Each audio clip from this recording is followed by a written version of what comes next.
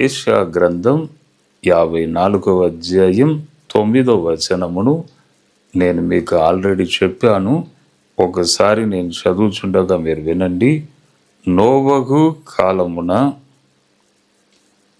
జల ప్రళయమును గూర్చి నేను చెప్పినట్లు చెయ్యుదును.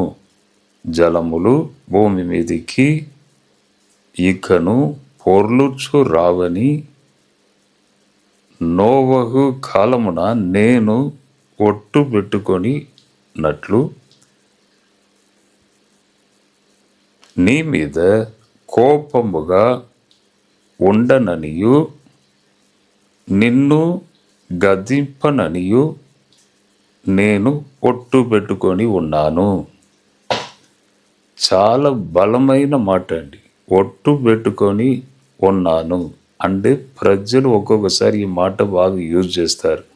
నా మీద ఒట్టు, నా పిల్లల మీద ఒట్టు అంటే నేను చెప్పినది నిజమయ్యా అని నిరూపించుకొనుటకు ప్రజలు ఈ మాటను వాడుతూ ఉంటారు. దేవుడు కూడా ఈ సంవత్సరము ఈ వాగ్దానమును మీకు చెప్తున్నాడు. ఎప్పుడు కూడా ఒక వాక్యాన్ని ధ్యానించినప్పుడు ముందు వెనుక మాటల్ని కూడా చూడాలి. ఎందుకంటే ఏ సందర్భంలో దేవుడు ఈ మాటను పలికాడు కాబట్టి ముందు వెనుక చూడాలి.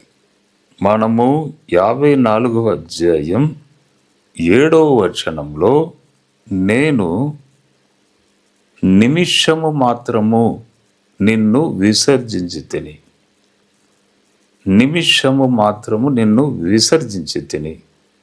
తర్వాత యెషయా గ్రంథం 54:8లో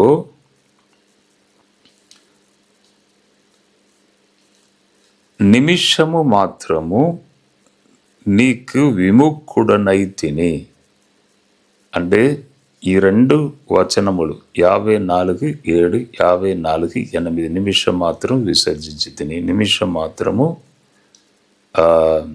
నేను నా ముఖమును నిన్ను మరుగు చేసి తిని అంటే నా ముఖమును దాచి తిని, నీకు కనపడకుండా చేసి తిని అంటే ఈ మాటను చూడండి.